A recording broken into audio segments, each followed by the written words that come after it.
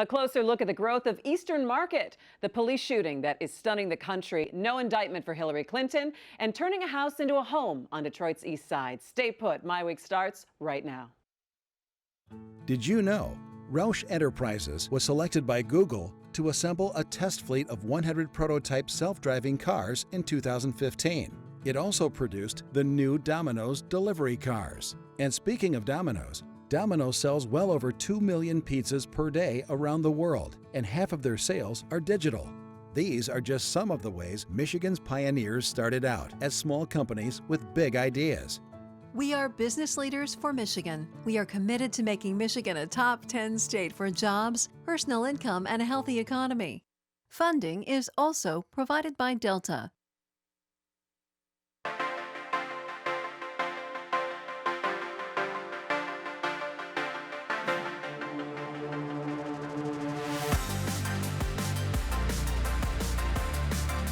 Welcome to MiWeek. I'm Christy McDonald. Thanks so much for joining us on this holiday week. We trust you've had some good quality time with your family, and that's where Nolan Finley is this week. He is on vacation. But our other MiWeek contributor, Stephen Henderson from the Detroit Free Press, is here, and we have a lot to talk about. It's good to see you. Have you had a nice week? I did. I had a nice 4th of July weekend, restful. Yeah, so there's no shortage of things to talk about in the news, and I think the first thing is now we've had 2 police shootings of African-American men, and both of them caught on video. Yeah. In a very graphic right. sense. So if you're okay and comfortable with it, you can watch these 2 men die on a screen on your phone, and I think that's a turning point that we've sort of been at for a while. We've seen this a couple times with other African-American men being killed by police on camera. Yeah, but I think that there's something different about, something very different about these videos that, I mean, I think you're seeing a lot of reaction to on social media as well. Yeah. We'll talk about that, and also, of course,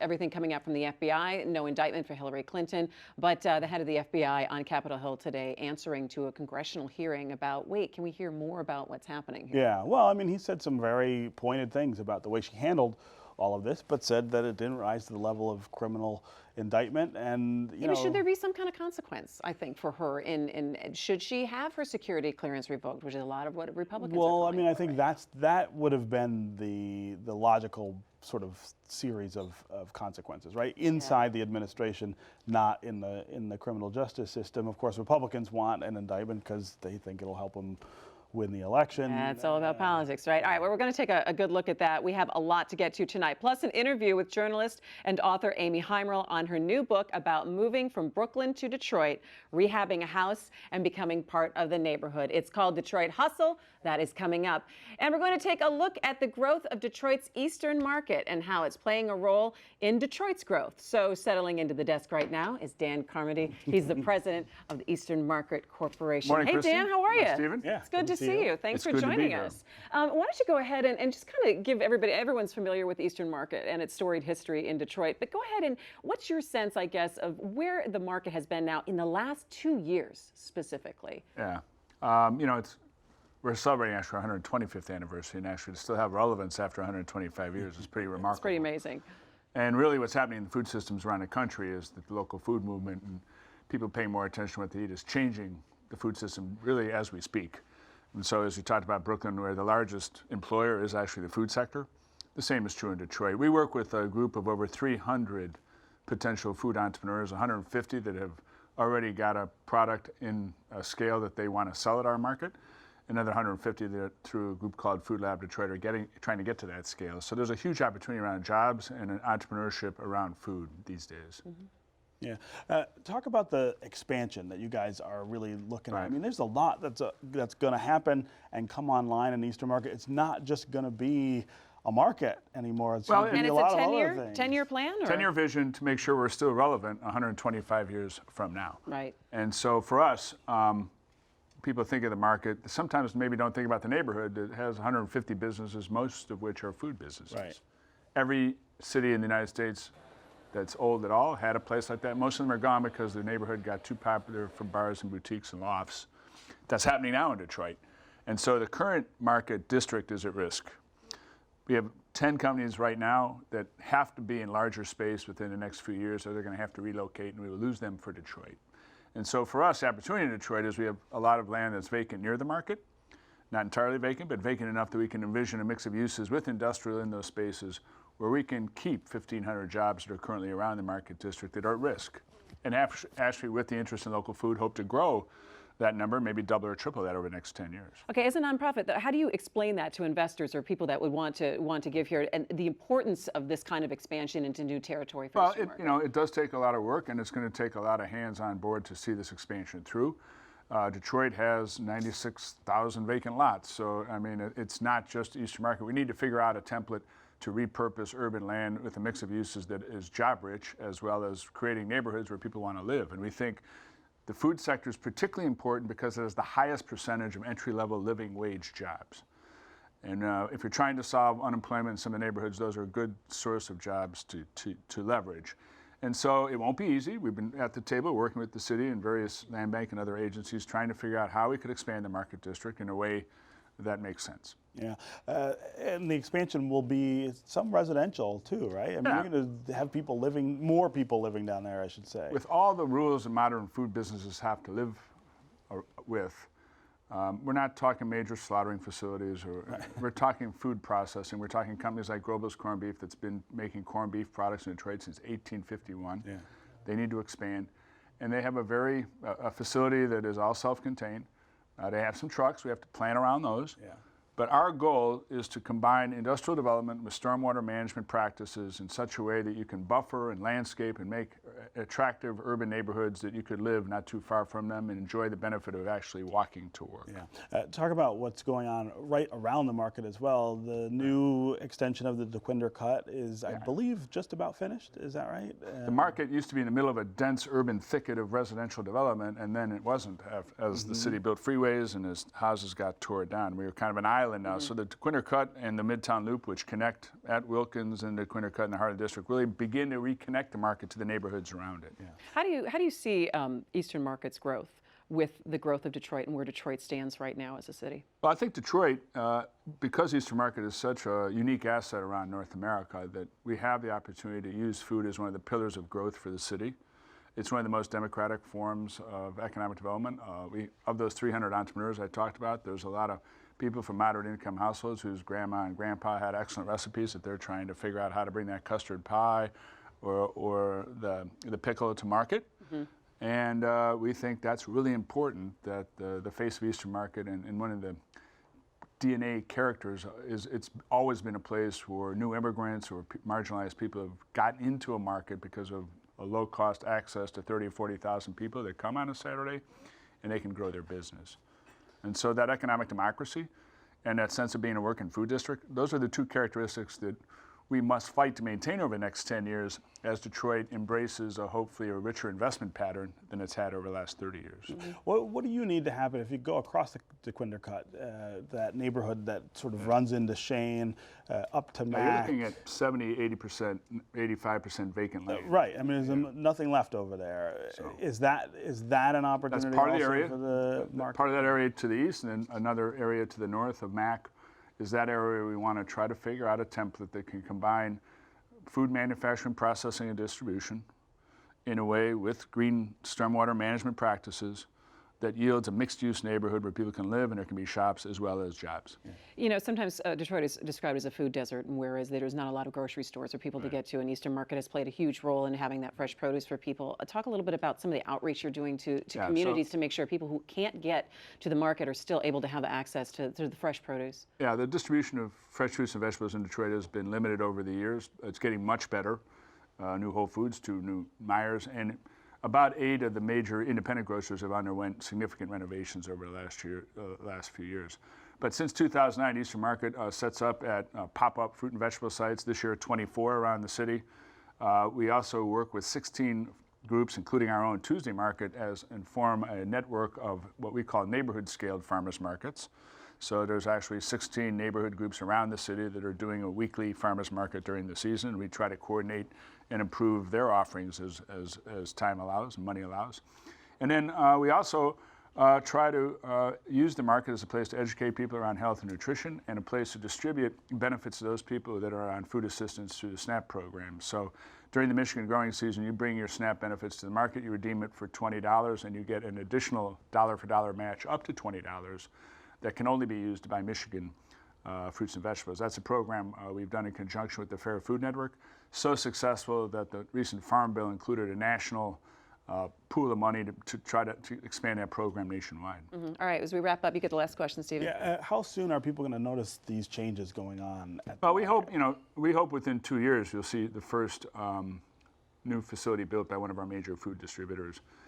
We think over the 5 years, again, there's the need to build 6 to 10 new facilities, and then in 10 years, an additional 10 to 15 different facilities. And truly, if we can create a template that works for the food industry around the Eastern Market, it's a template that can be used throughout Detroit through a variety of industries to make sure that we have neighborhoods where ultimately those families can have that one car instead of 3 cars to get to all their jobs. And I actually have the luxury today of walking to work or taking my bike you to live work. pretty close by. There you go. Hey, and so we'll look for you down at Eastern Market. Appreciate it. Dan Carmody, president of the Eastern Market Corporation, spending some thanks time for with you. joining us. We appreciate it.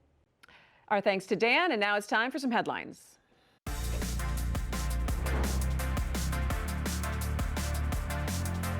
All right, headlines, and I don't think you can get any bigger than the headlines now, these the 2 police shootings that we've been talking about. But I want to kind of delve into why these videos now may make some kind of difference. Is it because of the graphic nature of seeing both of these men die? Yeah, I mean, you've got two incidents in close proximity with the same kind of circumstances, right? 2 people who don't appear to be doing anything wrong, who end up dead. Or maybe did something wrong, but not to the, were they threatening, right. were they a life threat That's right. to the police officer? Don't seem to be threatening anybody, let alone the police officers who are trying to subdue them. Maybe they're resisting in the case of the Alton Sperling shooting in Louisiana, but certainly not to the point where you would think, I've got to shoot this person. So you've got these 2 incidents in close proximity on camera where you actually see the people die. I mean, you actually can watch them die. Have you ever seen anything like that? Watching the Sterling video, I thought to myself, I have never watched someone die this way. I mean, you see him after they shoot him, you see the blood spread across his chest, you see his hands and arms quaking, and then it's just it is really hard. Staggering. It's hard to watch. Does that become this moment? And it's a little different from some of the other videos we've seen of this, right? Eric Garner, we saw choked to death on a sidewalk in New York. Right. We saw a shooting in some other cases, and we've heard about this. But these seem different in the sort of garish nature of the violence. Do you think the conversation now that people, if they are on scenes like this or they are in a situation like this, the first thing that they do is think of the video that this is something that you need to see to actually believe? Yeah, I mean, it really is not. There's nothing like that, right? There's nothing that you can say, well, I can understand, I can put this in some sort of context that makes it reasonable or makes it acceptable. This is really aggressive behavior and escalating behavior on the part of police, whose job is to de-escalate situations, is to prevent them from getting to the place where somebody's life has to be taken. And we know that there are so many police officers that do their jobs and do their jobs well every single day. One thing that struck me as I'm reading about both of these cases, so in Louisiana and now in Minnesota, is that you had young officers. So in Louisiana, you had officers, one was 4 years on the force, one was 3 years with the department, and in Minnesota, the officer was 5 years with the department. And it struck me that we've had these conversations now over the last 4 or 5 years that there would be some kind of training that you might not expect that from a younger officer who might have maybe a little bit more sensitivity training, or are you just saying maybe going by the inexperience that this is? Yeah, well, I think there are 2 things that make that difficult. One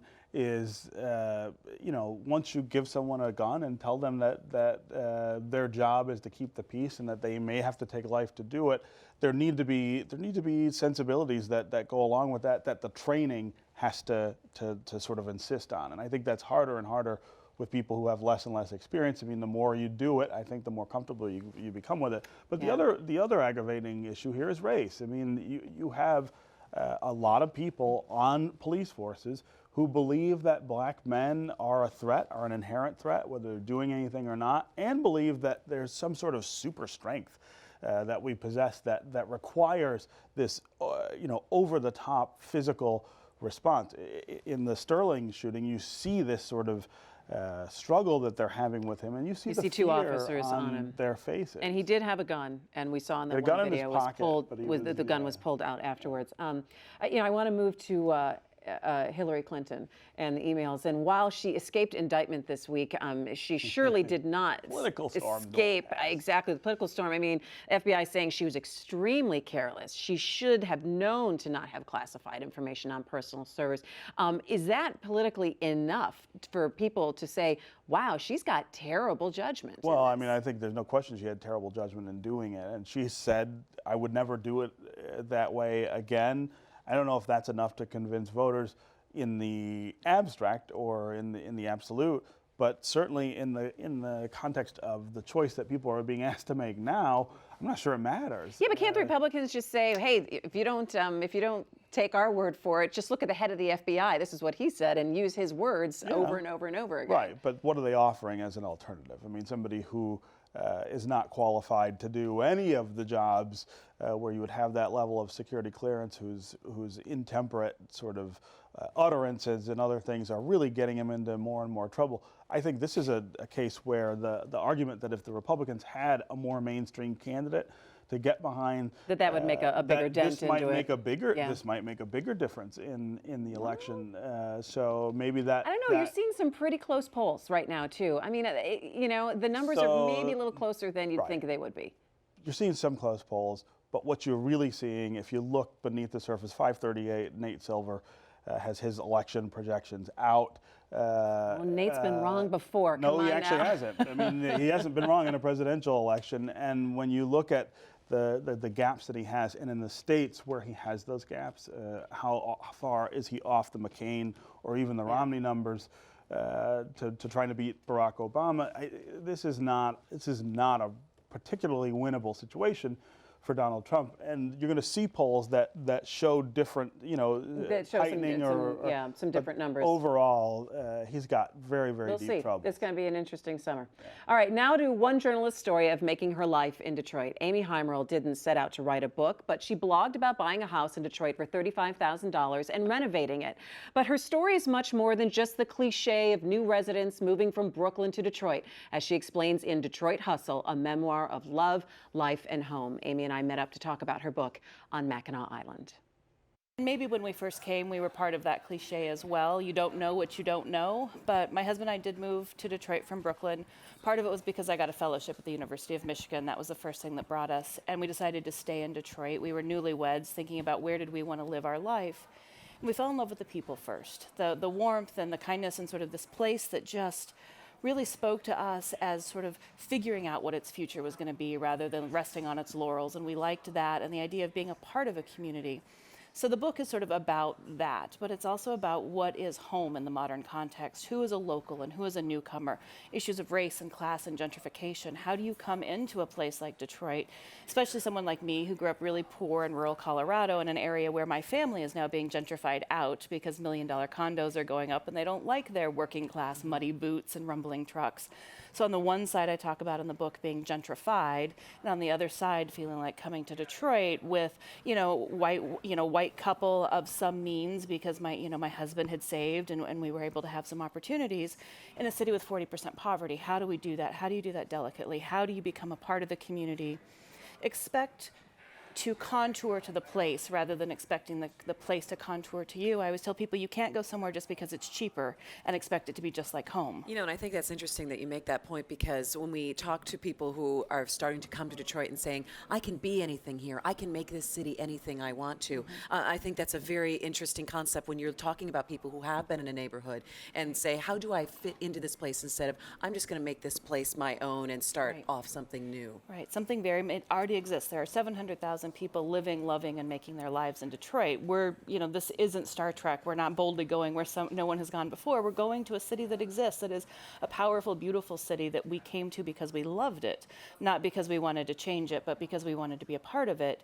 And I think growing up in the rural West, that's something that we experience a lot, is people coming to the West from California, from Texas, from around, because they love the mountains, they love the skiing, but they want it to be just like wherever they left, but with mountains, and that's very difficult for the locals there. So this has sort of been something I've experienced my entire life, and now I'm just on the other side of the conversation. What I love about Detroit Hustle, though, it's not this like, look, we magically bought a house for cheap and we rehabbed it and now everything is fabulous. This journey that you took to rehabbing Matilda, you ended up naming My the house. husband named it Matilda. But talk to me about why you picked West Village neighborhood, how you fell in love with the house, and I think really the real journey, the tough journey, and the expensive one of making it home.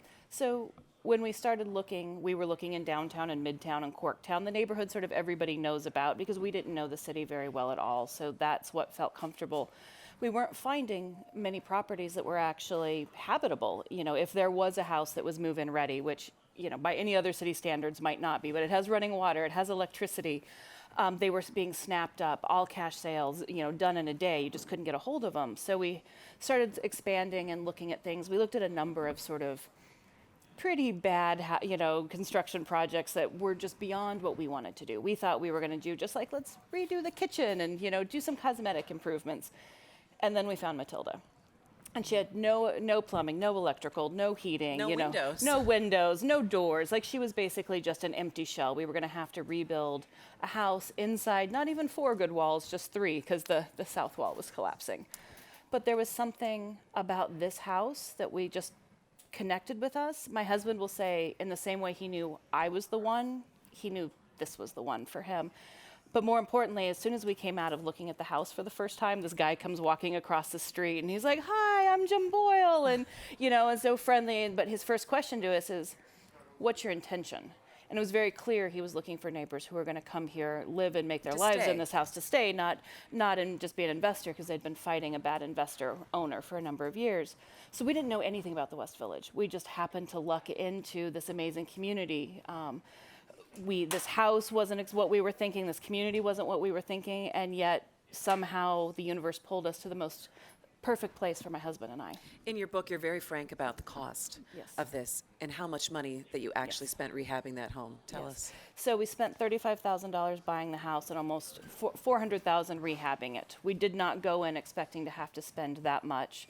What I tell everybody is the cost of rehab is about the same, plus or minus 10%, wherever you are in the country. So doing this in Denver, New York, Detroit, it doesn't really matter. That's the cost of labor, that's the cost of materials. Some people are DIY.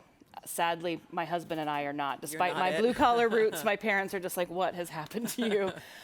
So we hired contractors who are amazing, and because I grew up in a contracting household, my dad was an excavator, I grew up believing wholeheartedly that you do it right the first time and you pay a fair wage. You want good quality at a fair price. You don't want cheap. So we got good quality at a fair price, but even $400,000 for a 3,000 square foot historic home, a historic restoration of a historic home, you know, it's a lot when people think about Detroit, but what does that say about our perceptions of Detroit and the worth of Detroit and what we're willing to invest?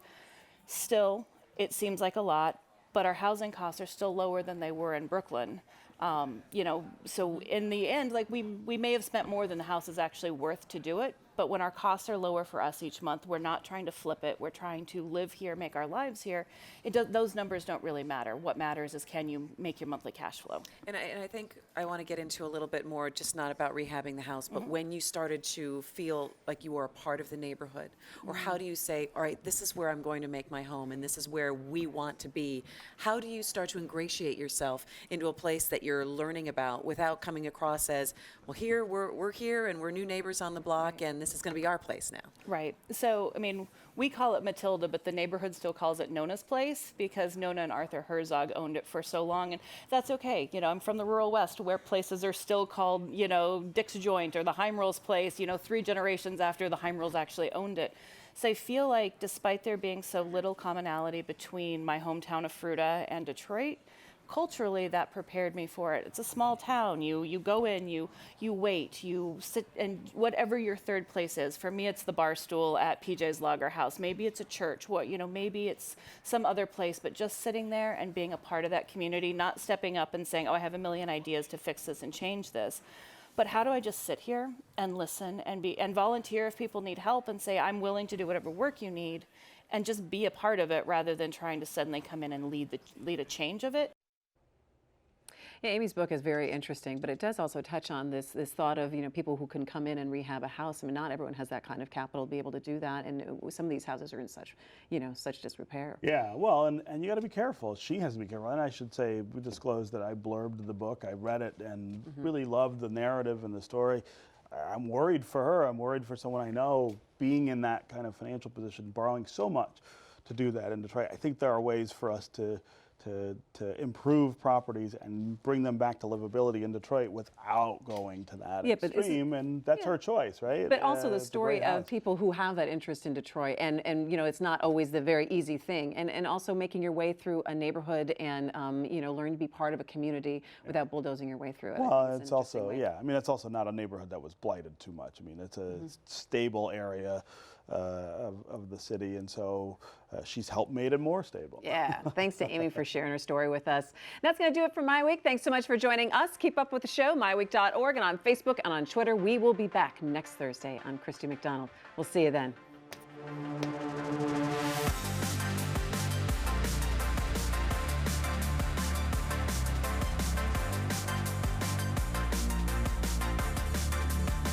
Did you know? Gordon Food Service was started by a 23-year-old entrepreneur as a butter and egg delivery business more than a century ago. In 1948, school teacher Gerard Wendell Hayworth borrowed $10,000 from his parents to start a woodworking operation in his family's garage. It's now Hayworth Incorporated. These are just some of the ways Michigan's pioneers started out as small companies with big ideas.